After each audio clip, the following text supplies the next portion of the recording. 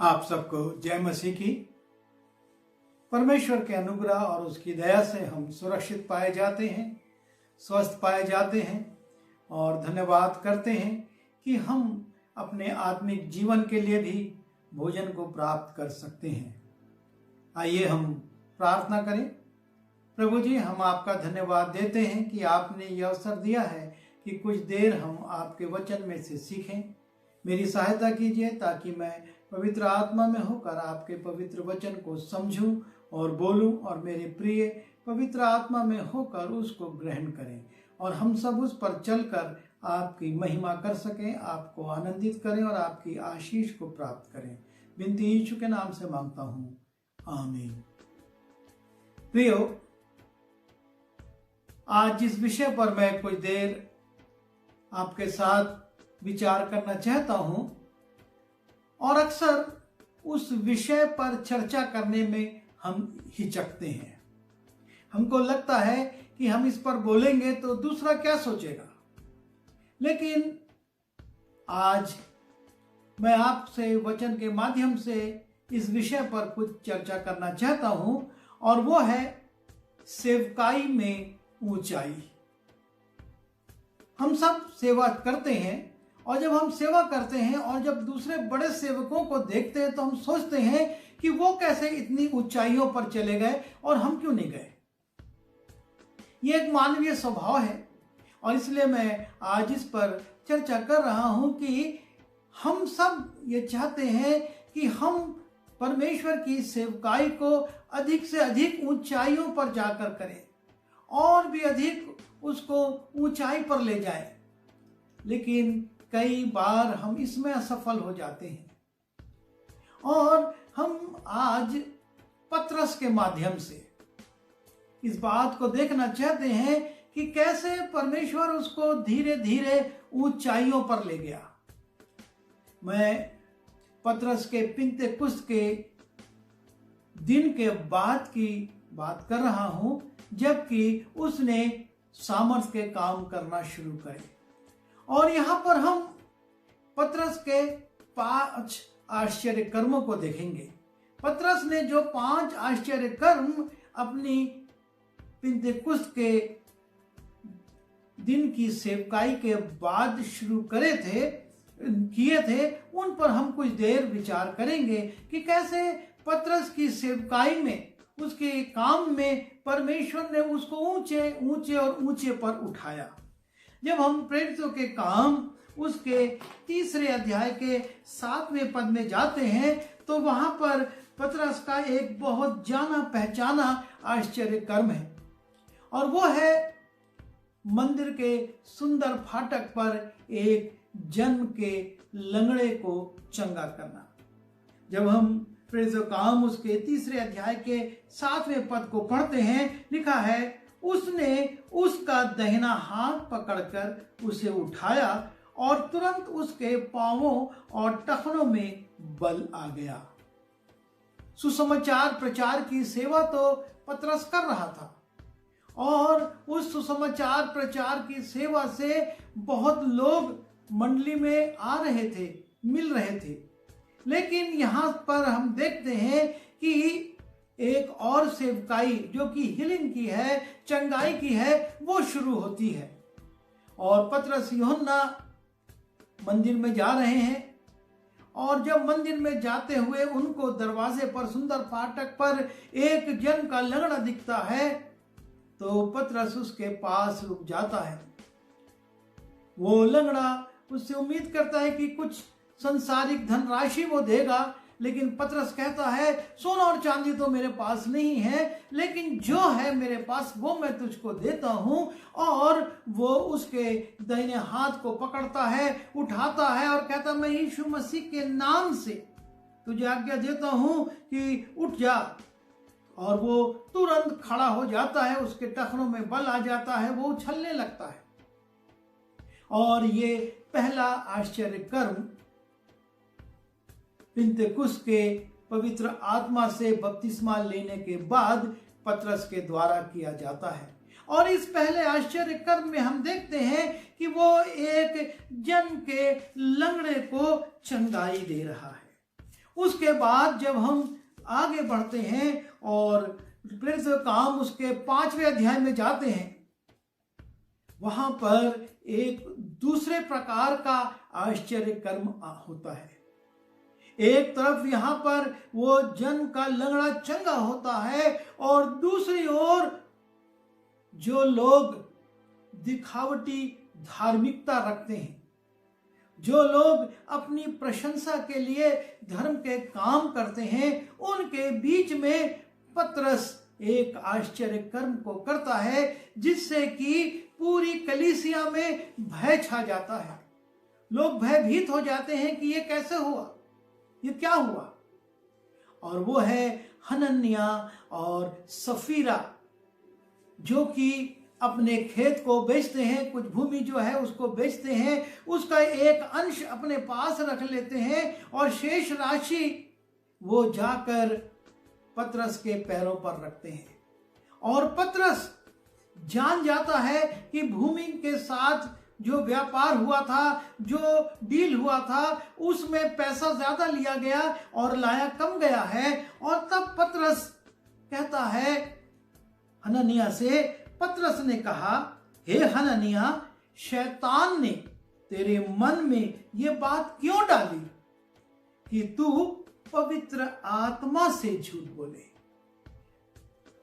पतरस क्रोधित नहीं होता है कि तू मुझसे झूठ बोल रहा है, वो क्रोधित नहीं होता है कि तू कलीसिया से झूठ बोल रहा है, लेकिन वो इस बात से शोकित होता है कि हनन्याह पवित्र आत्मा से झूठ बोल रहा है। और उसको वो कहता है, पूछता है, और वो कहता है, हाँ मैंने इतने ही में बेची। और तब कहता है, तू मनुष्य से नहीं परंतु परमेश्वर से झूठ बोला।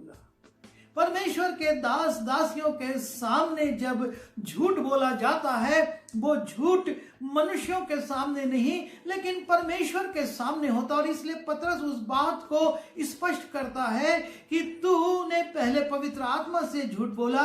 मैंने तुझसे पूछा और तुझको समझाया कि जब तक वो भूमि तेरी थी कुछ हमने नहीं मांगा, जब बेच दी गई तब भी हमने उससे दान नहीं मांगा, और जब तू लाया है और ये कहता कि ये इतने में बेची गई, तो ऐसा झूठ तू क्यों बोलता है। और फिर उससे कहता है कि तू परमेश्वर से झूठ बोलता है। और इस दूसरे आश्चर्य कर्म में लिखा हुआ है, ये बातें सुनते ही हनन्याह गिर पड़ा और प्राण छोड़ दिए और सब सुनने वालों पर भय छा गया। पहला आश्चर्य कर्म जो पतरस ने किया उससे भी लोगों में भय छाया, लेकिन उन्होंने देखा कि कैसे परमेश्वर सामर्थ के काम के द्वारा एक लंगड़े को, जो कि जन्म का लंगड़ा है, चंगा करके खड़ा कर देता है। और यहाँ पर हम देखते हैं कि एक व्यक्ति जो अच्छा भला है और जो अच्छा काम कर रहा है, प्रेरितों के चरणों पर परमेश्वर को देने के लिए भेंट ले आया है, कलीसिया की सहायता करना चाहता है, लेकिन परमेश्वर भेंट को नहीं मन को देखता है। और परमेश्वर ने हनन्याह के मन को देख लिया कि उसमें एक कपट है। और लिखा है कि हनन्याह नाम एक मनुष्य और उसकी पत्नी सफीरा ने कुछ भूमि बेची और उसके दाम में से कुछ रख छोड़ा, और ये बात उसकी पत्नी भी जानती थी, और एक भाग प्रेरितों के पांव के आगे रख दिया। परमेश्वर इन सारे कार्यकलापों में उपस्थित था, वो देख रहा था। और इसलिए पतरस जब उसको झिड़कता है, पतरस जब उसको डांटता है और कहता है तूने पहले पवित्र आत्मा से झूठ बोला और अब तू परमेश्वर से भी झूठ बोल रहा है, हनन्याह तुरंत गिरता है और उसके प्राण छूट जाते हैं। एक भयानक बात, जब हम परमेश्वर को, कलीसिया को धोखा देने की कोशिश करते हैं, क्योंकि उनके मन में यह बात आई थी जब उन्होंने देखा था कि यूसुफ जो कुप्रुस का था, उसने भूमि बेची और लाकर प्रेरितों के पांव पर रख दिया। इससे शायद उसको प्रशंसा मिली और इसी देखा देखी में वो काम करता है। परमेश्वर चाहता है कि आप और मैं ईमानदारी से उसकी सेवा करें, आप और मैं ईमानदारी से उसके भाग को लाएं। परमेश्वर आपसे और मुझसे छीनता नहीं है। और उसके बाद जब उसकी पत्नी बिना जाने आती है तो पतरस उससे भी पूछता है। तब पतरस ने उससे कहा, मुझे बता, क्या तुमने ये भूमि इतने में ही बेची थी? उसने कहा, हाँ, इतने में ही। और तब पतरस कहता है, पतरस ने उससे कहा, ये क्या बात है कि तुम दोनों ने प्रभु के आत्मा की परीक्षा के लिए एका किया है। परमेश्वर की आत्मा की परीक्षा। हम सोचते हैं कि हम जो कर रहे हैं वो बहुत गुप्त है, उसको कोई नहीं देख रहा है, लेकिन पतरस इस आश्चर्य कर्म के द्वारा ये प्रकट करना चाहता है कि परमेश्वर सब कुछ देख रहा है। अनुग्रह का काल है, उसके बावजूद परमेश्वर कई बार क्रोधित होकर तुरंत दंडित कर देता है। और यहां पर यही हुआ हनन्याह के साथ, और उसके बाद उसकी पत्नी सफीरा के साथ भी यही हुआ। और लिखा है कि देख, तेरे पति के गाड़ने वाले द्वार ही पर खड़े हैं और तुझे भी बाहर ले जाएंगे। यदि हम परमेश्वर के विरुद्ध एका करते हैं, योजना बनाते हैं और हम षड्यंत्र रचते हैं, क्योंकि जो बात गलत बात के लिए होती है उसको षड्यंत्र कहा जाता है। और जब हम ऐसे काम करते हैं तो एका करने वालों को बराबर दंड मिलता है। सिर्फ हनन्याह को ही वो दंड नहीं मिला, लेकिन सफीरा को भी दंड मिला और सफीरा भी दंडित होती है। और लिखा है, तब वो तुरंत उसके पांव पर गिर पड़ी और प्राण छोड़ दिए। सफीरा ने भी उस संपत्ति को जो उसने रख छोड़ा था उसका लाभ नहीं प्राप्त कर सकी, लेकिन उसके भी प्राण चले गए। जिस प्रकार से परमेश्वर ने उस धनवान से कहा था, आज ही रात यदि तेरे प्राण ले लिए जाए तो इस धन से क्या होगा, ये जो तूने बखारियां बढ़ाने की सोची इससे क्या होगा। और हनन्याह सफीरा ने भी जो अंश अपने लिए रख छोड़ा था उसका क्या हुआ, दोनों चले गए। हम पहला आश्चर्य कर्म देखते हैं, सेवकाई में वो एक जन्म के लंगड़े को चंगा करता है। दूसरा आश्चर्य कर्म, जबकि परमेश्वर के सामने गलत काम करने वालों को दंड मिलता है। और तब हम उसके आगे जब जाते हैं और इसी 5वें अध्याय के 15वें और 16वें पद को देखते हैं, यहां पर एक और व्यक्ति का उल्लेख है, जहां पर कि लोग बीमारों को पतरस के पास ला रहे हैं। अभी हमने एक व्यक्ति को देखा, उसके बाद 2 व्यक्तियों को देखा, और अब देखिए एक भीड़ चली आ रही है।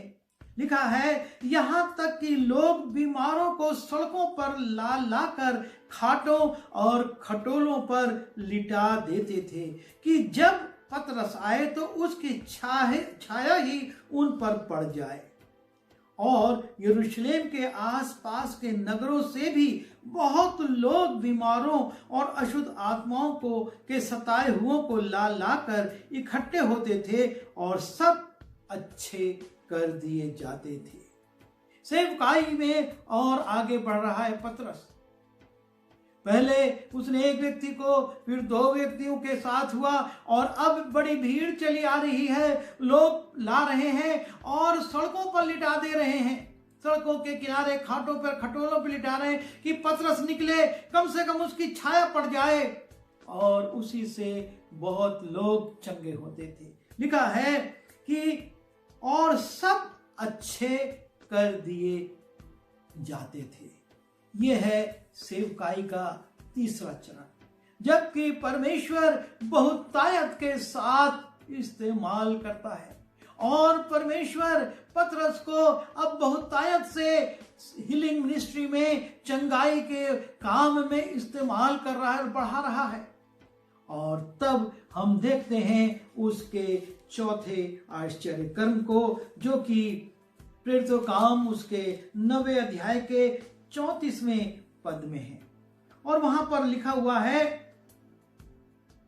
मैं 32वें पद से पढ़ रहा हूं। और ऐसा हुआ कि पतरस हर जगह फिरता हुआ उन पवित्र लोगों के पास भी पहुंचा जो लुद्दा में रहते थे। वहां उसे एनियास नाम झोले का मारा हुआ एक मनुष्य मिला जो 8 वर्ष से खाट पर पड़ा था। पतरस ने उससे कहा, हे एनियास, यीशु मसीह तुझे चंगा करता है, उठ अपना बिछौना बिछा। तब वो तुरंत उठ खड़ा हुआ और लुद्दा और शारोन के सब रहने वाले उसे देखकर प्रभु की ओर फिरे। ये आश्चर्य कर्म एक 8 वर्षीय लकवाग्रस्त व्यक्ति के साथ हो रहा है जिसका नाम एनियास है। और लुद्दा में वो आश्चर्य कर्म को करता है।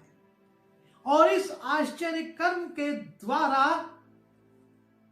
सिर्फ लोग आश्चर्यचकित नहीं होते, लेकिन लिखा है कि वो उसे देखकर प्रभु की ओर फिरे।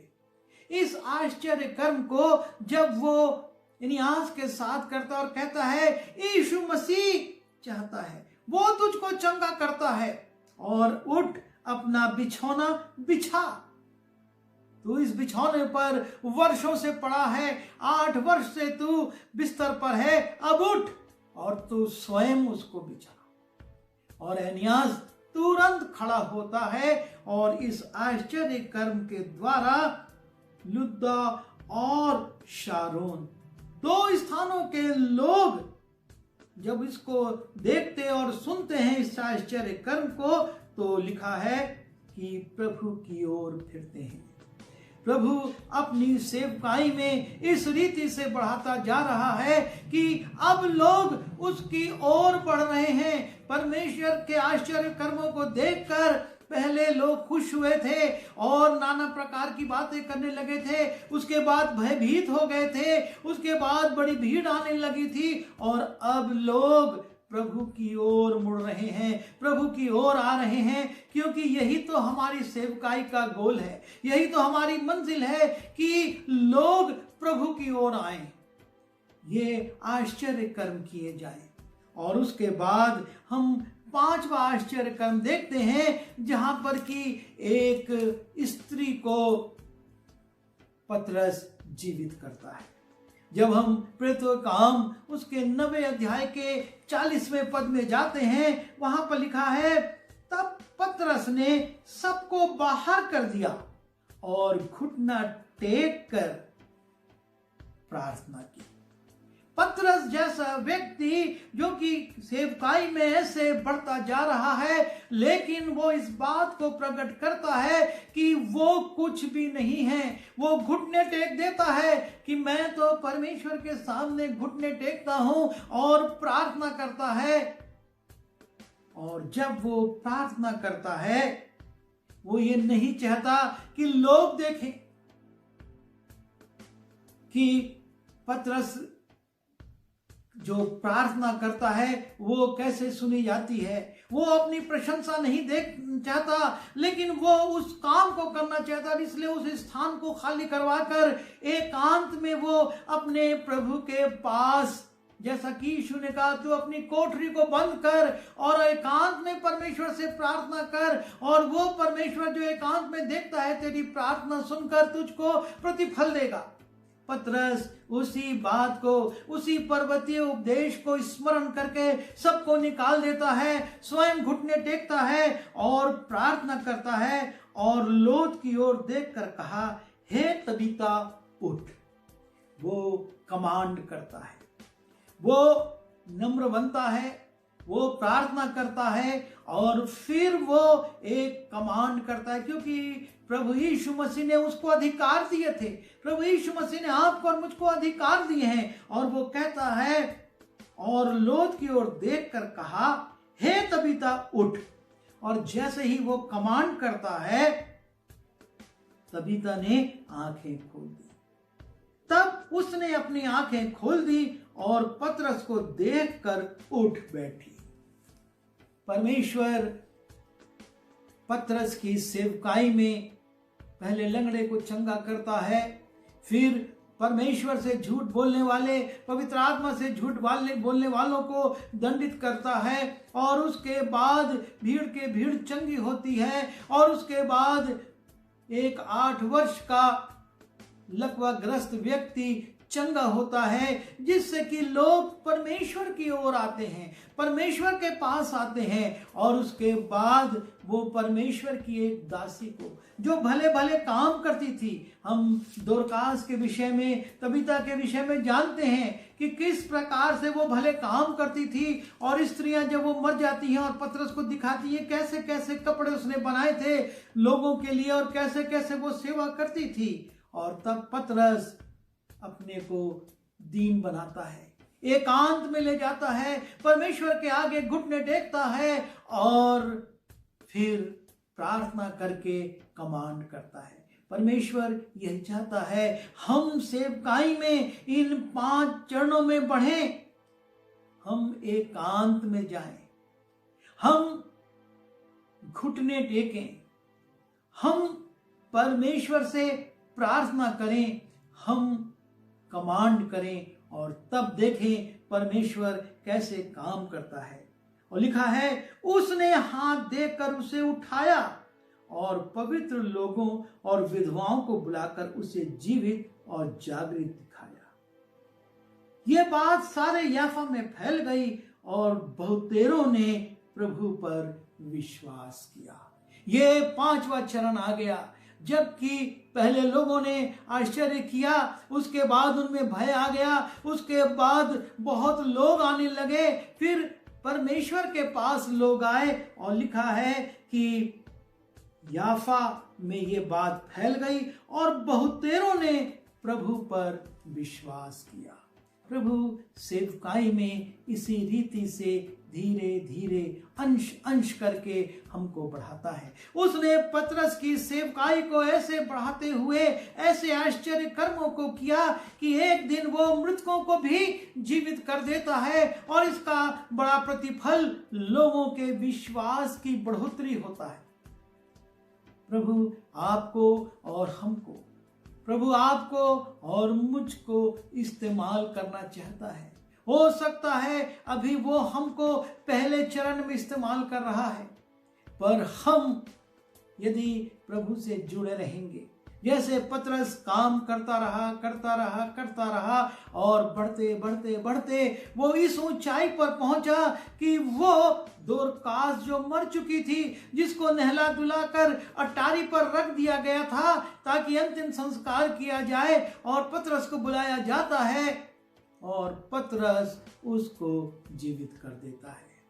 और ये उस जगह के लिए, याफा के लिए बड़ी आशीष का कारण ठहरता है। आपके और मेरे सेवकाई के काम, आपके और मेरे नगर के लिए, आपके और मेरे लोगों के लिए बहुत आशीष के कारण और उनके विश्वास की बढ़ोतरी का कारण हो सकते हैं, बशर्ते हम पतरस के समान अपने आप को प्रभु को समर्पित करें, अपने पर भरोसा न रखें, लेकिन एकांत में जाएं, परमेश्वर के सामने दीन बने, घुटने टेकें, प्रार्थना करें और उसके दिए हुए अधिकार का उपयोग करें। प्रभु आप सबको और हमको इस्तेमाल करना चाहता है।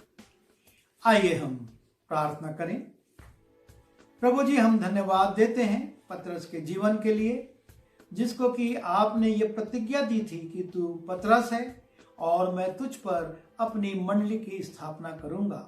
और आपने प्रभु पिंतेकुस्त के दिन उस मंडली की स्थापना भी की, लेकिन आपने प्रभु उसको वहीं पर नहीं छोड़ा, लेकिन अपनी सेवकाई के लिए आप उसको बढ़ाते गए और चंगाई की सेवकाई में भी प्रभु आपने उसको उस ऊंचाई तक पहुंचाया जिसमें कि वो मृतकों को भी जीवित करता है।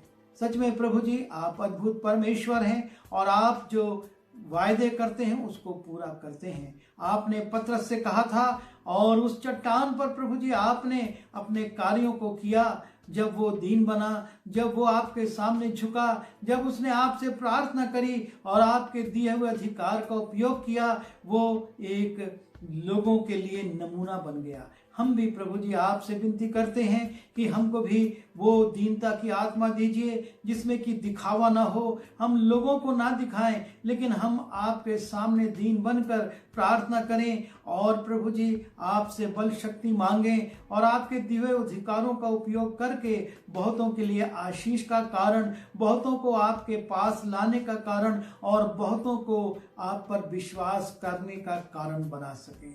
आपने प्रार्थना सुनी, धन्यवाद। विनती यीशु मसीह के नाम से मांगता हूँ, आमीन।